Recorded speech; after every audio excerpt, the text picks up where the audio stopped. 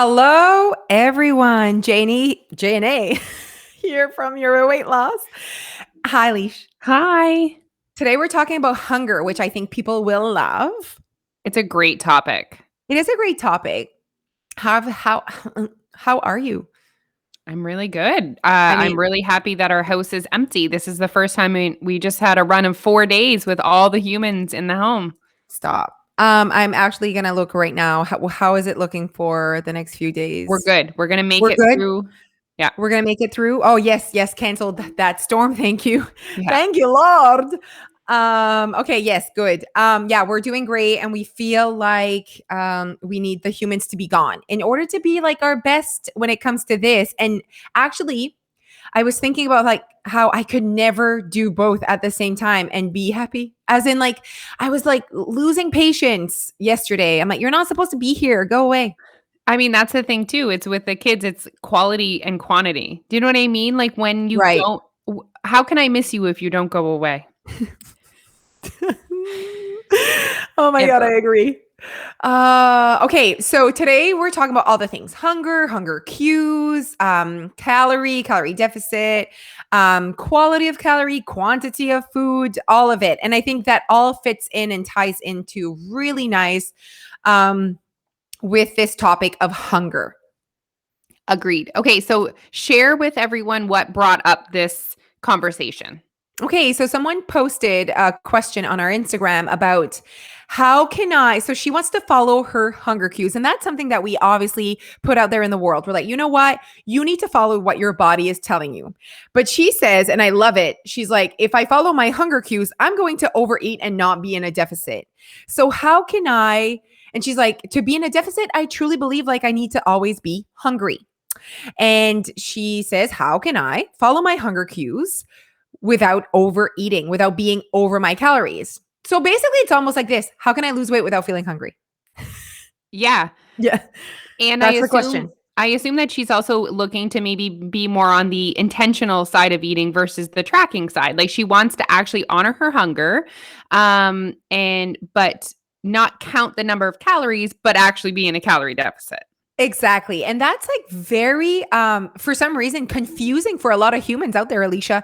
Like we see it on TikTok, we see it all the time. People being very confused on how can I be in a calorie deficit without counting my calories? And how can I know how many calories I'm eating or make sure, the whole make sure, huh?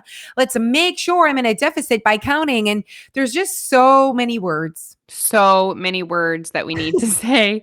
And you know what, you guys, you can estimate how many calories you're going to consume, but let's just put that to the side and listen to this from a perspective of what if I didn't focus on an actual number? What if I did actually focus on my hunger and honoring my hunger and eating food that I like that also fits my goals? I love that. Okay, so because Leash just said also fits my goals, you also need to, if you want to do this, you need to be open to getting very, I guess, not personal, but in tune with the results your life is giving you. So you can't just like put that aside if you do have goals. Your goals are still important. So it's like, how can I mesh both of them together? Exactly. And there is a piece of this process that is not tracking, but it is awareness. So, Absolutely. like if you could easily consume 1,000 calories and it's barely any food. Oh, okay. Let's talk about that. What do you mean when you say that? Okay, so not all food is created equal, obviously, with the calorie density. So certain food is very calorie dense, anything high in fat. So for every gram of fat is 9 calories, whereas carbs and protein is only 4 calories. So anything high in fat, like nuts, Cheese. butters, oils, cheese, meat, like lean, like ground beef, Right. is very calorie dense. Calorie dense means high in calories. Correct. It's like kind of like per square foot. It's like imagine you're putting tile in your home, right? Yeah, there's tile that is very expensive and It other that's like $2 a square foot or $8 a square foot. like are you putting vinyl or are you putting granite down? So Oh, I there's love this example. This is you're great. covering the same square footage, but like one is way more expensive. Exactly. And if you only have the same, if you only have a budget, you might only be able to do one room in your house with that, with that tile. Exactly. And you know what? Let's just talk about that. Okay. I would never discourage anyone from eating nu good food. Like, I don't wanna say good food, nutrient dense food. Okay. Like, let's Okay. say nuts. However, hummus, let's say hummus. Let's say, I Avocado. huh? Avocado. Avocado, great one. Let's say if you are trying to lose weight, guys, you need or should or might want to be aware of what is in what you're eating. Like, Yes. a smoothie bowl, a salad, all of these things, amazing, delicious, healthy, nutrient dense, also calorie dense. Exactly. And I think that we live in a society where we're confused, Leash, because those words, the word smoothie, the word salad, the word quesadilla, the word wrap, the word, just like these words that are like considered, they are considered avocado toast, I right? Like these are all fancy words that people are like, well, if I eat that, I should lose weight or be healthy. But at the end of the day, these are also calorie dense foods, but they're very nutrient dense as well. So there's that balance between who you are as well and what you like. Like I would not spend over 300 calories on an avocado. I wouldn't. And that's my right. And that's my preference.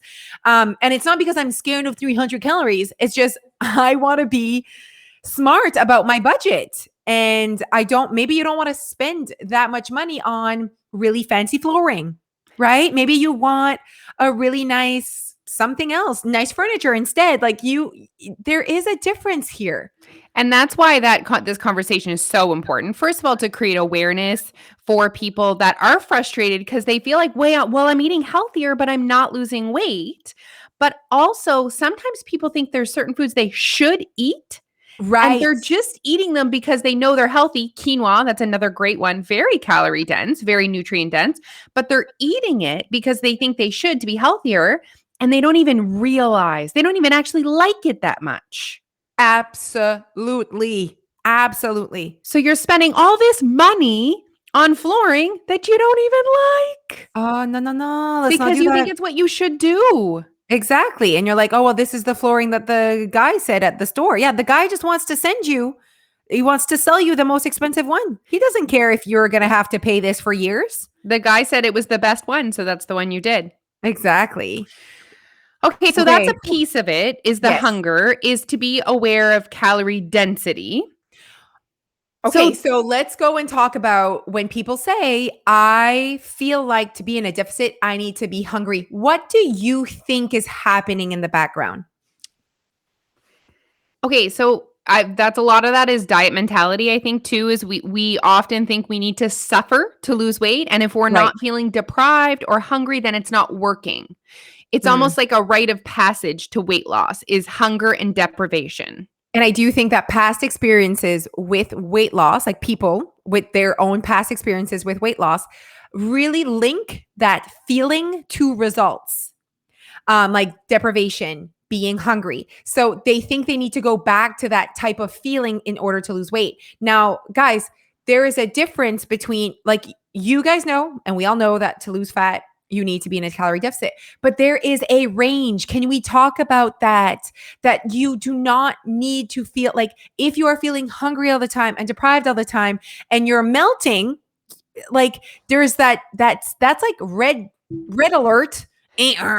Like you are losing a lot of weight, and we're not saying that that's bad. We're saying, are you feeling deprived? Oh, are you being, are you hungry?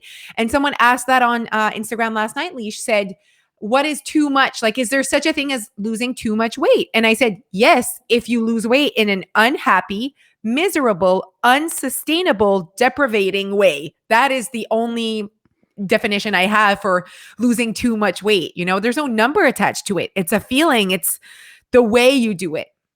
I love that answer. I thought you did a great job with that Thank you. answer. And there's no like number and everyone's different, has a certain amount to lose. Yeah. You know what though? There is let's be really honest. Guys, a calorie deficit is a little bit uncomfortable for humans. So Oh, absolutely. Because you want to change.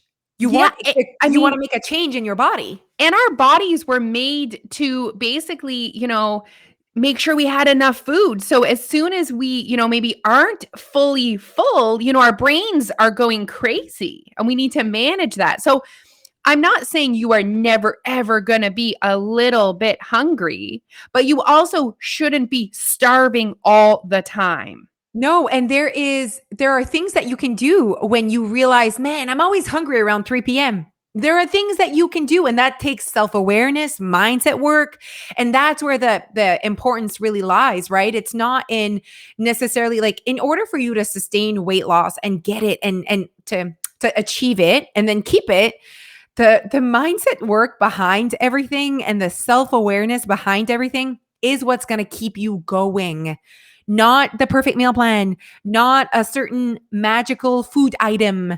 That's not you're not being successful for years because you eat avocado. Like it's really about the knowledge, the self-awareness you've created, and the adjusting piece that you've grown comfortable with. Like it's not like I'm either in or quitting. I'm either doing something, and if I see it doesn't work, or that I'm hungry, or that there's a feeling that feels off to me, I adjust. I adjust my eating, whatever I choose to eat. I adjust the time that I eat. I might adjust my exercise. Like there's adjusting that needs to happen, not quitting or being in it. Exactly. So yeah, I just wanted to touch on that piece about hunger, that also be aware that, guys, if you're genuinely hungry, like, you can eat. It's important that you trust yourself and build that trust, because sometimes we actually overeat just in case I'm hungry later. Which, yeah, and that comes from a Scarcity. scarcity mindset. And I love when you said, like, it's fine, like if you're hungry, eat, right? But also let's talk about the piece of, are you hungry or are you just not full? There is a difference. And And that's the piece that a lot of people struggle with, because they have linked a feeling of when they feel full, that's when they're done eating, and really they're over where they're supposed to be. You need to get to a point where you're comfortable and no longer hungry. And that takes time to Oh, get yes. back in tune with your body. If you've been a person that's been yo-yo dieting for years, on the diet, off the diet, on the diet, off the diet, you probably have lost touch of your hunger cues. For me as well, when I stopped tracking, it really helped me be more in touch with my hunger cues, because I wasn't following a certain number in my fitness pal. I was listening to my body. Okay. And Do you think that by not tracking, it allows space in your brain to take the time to listen to your body? space in my brain, but also just like not following a certain number every single day. And I Okay. certainly eat more calories some day than others, and not, having a goal of one specific number has allowed me to do that. And like you said, space to reflect. Yeah. And that's part of our membership. We have a 7-day lifestyle challenge that we get our members to do.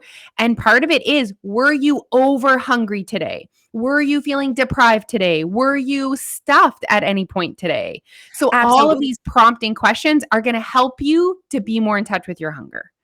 And another part of that 7-day lifestyle challenge is the reflection piece of your knowledge on what you consumed. So it's not just, yes, it is being in tune with how your body felt today, how your brain felt, but also what did you know about your day?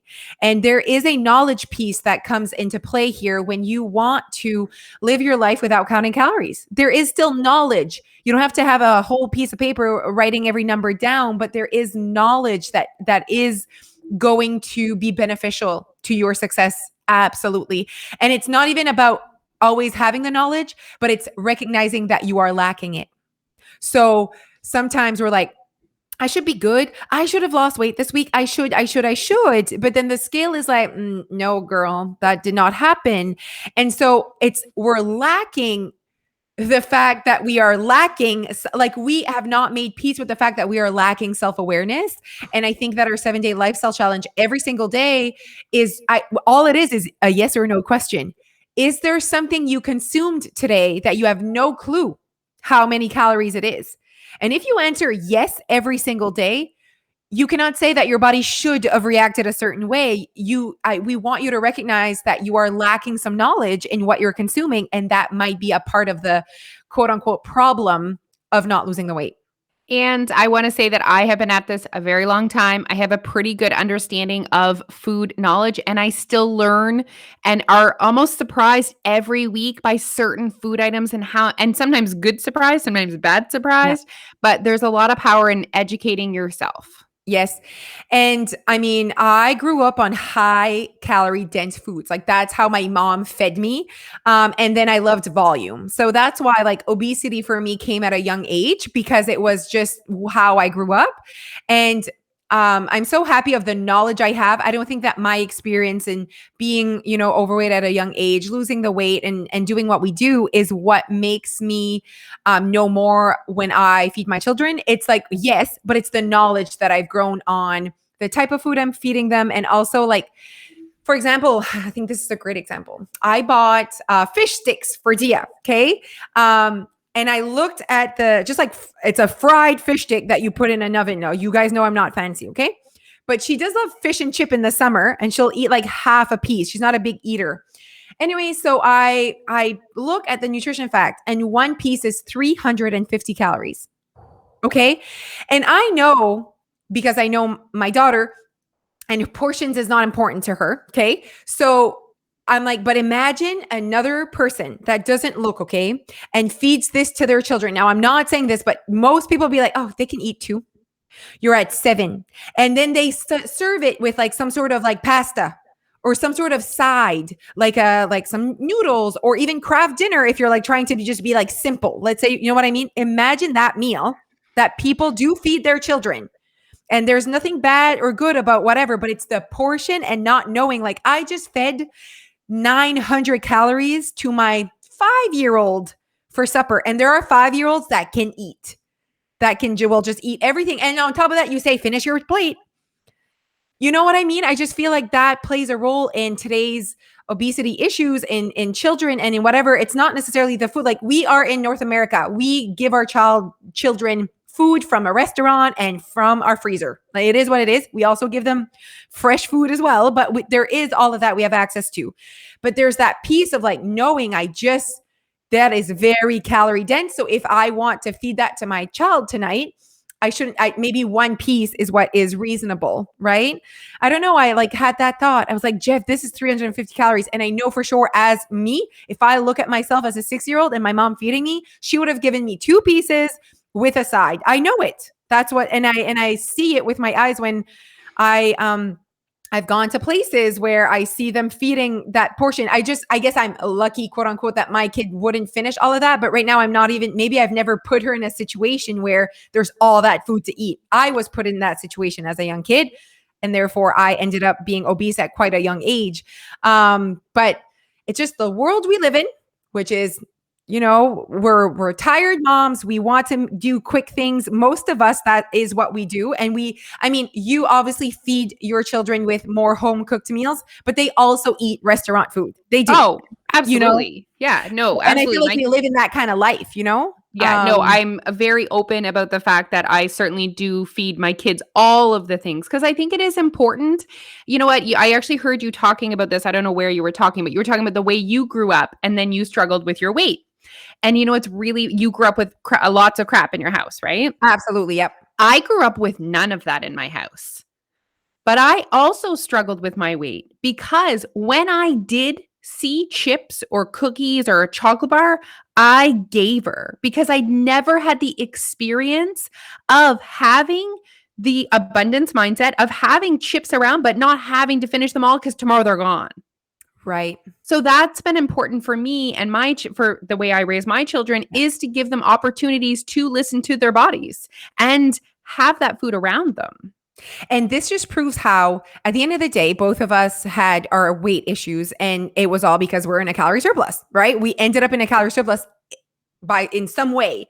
For me, it was because I had easy access and it was there and I could do whatever. And for you, it was a totally different reason why you ended up having a weight problem. It could be more like that mindset piece or that whatever. Like at the end of the day, it just shows that the why we overconsume can be completely different from one person to the other. And I just like want to go back to like kids and whatever. Like, I mean, moms were all doing the best that we can. And like, it has, oh no, Alicia's not there anymore. It has nothing to do with, I'm going to text her and be like, why are you gone? It has nothing to do with you, overfeeding your children or not overfeeding your children. For me, it's just the knowledge piece behind what I am feeding them. And guys, you all know that I give them pretty simple stuff. And most of them are calorie dense, to be honest, like sandwiches. And like, I'm simple. You guys know that about me. But I'm really looking into volume because that was the issue for me. And also, like, we're doing our best. I don't know. Maybe my kids will have weight problems, right? So I just, we can't know. We're just all doing the best that we can with the knowledge that we have and the experience we've had in the past. So to be honest, me being overweight at a young age could help Dia. I could maybe help Dia more if she ever ends up having a weight problem, because I've lived that life. Like, I mean, again, we're just doing the best we can with the experiences we've lived and with what we also need to do to be happy. It makes me happy to be a simple mom. It makes me happy that I don't have to like overthink supper. So I choose that life as well, right? So right now, Alicia is struggling to come back. I don't know why. She can still see me and it kicked her out. But this was a great talk. We had her for 20 minutes, which is perfect. Thank you so much for listening, everyone. Please make sure that when you are choosing what you're going to eat, that you are really taking into account your values, your preferences, your priorities as well. So your goals do come into play when when you choose what you want to consume in a day, right? So make sure to take all of that into account and be open to adjusting if your goals aren't being met because of what you're choosing. You can adjust, and that the quality of your food can really play an important role as well to not be too hungry, but to create a deficit for yourself. All right. So have a great day, everyone. You can find us on TikTok, YouTube, or Instagram under Your Way Weight Loss, or on our website, yourwayoursupport.com. Bye, everyone.